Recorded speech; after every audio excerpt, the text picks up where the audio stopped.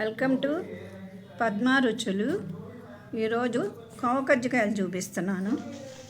ఇదిగోండి, బెల్లం 2 కొబ్బరి చెప్పలకి 200 గ్రామ్స్ బెల్లం వేసి దగ్గరకి పెట్టి కోవా తయారు చేస్తాను. ఇది కొబ్బరి తురుము తయారు చేశాను.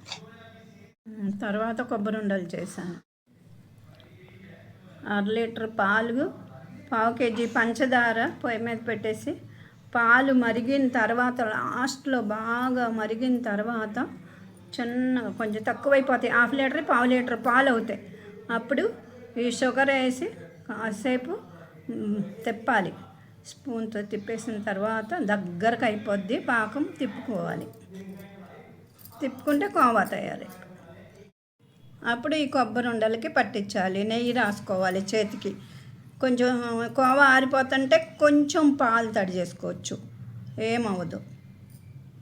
పాలు కూడా పక్కన పెట్టుకోవాలి.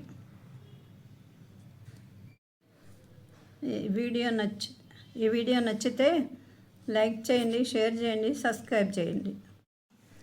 ఇవి నేను పాలు చాలా ఎక్కువ పోసి షుగర్ చాలా తక్కువ వేసి చేస్తాను. చాలా సూపర్ ఉంటుంది. మీరు చేసుకుని తిని చూడండి, చాలా బాగుంటుంది. పిల్లలకి షుగరు, పెద్దోళ్ళకి షుగర్తో ఎక్కువ, అందుకనే తక్కువ షుగరు పాలు ఎక్కువతో చేశాను. నేను మళ్ళీ నెక్స్ట్ మీకు వేరే మళ్ళీ పాల పొడితో కూడా చేసి చూపిస్తానండి.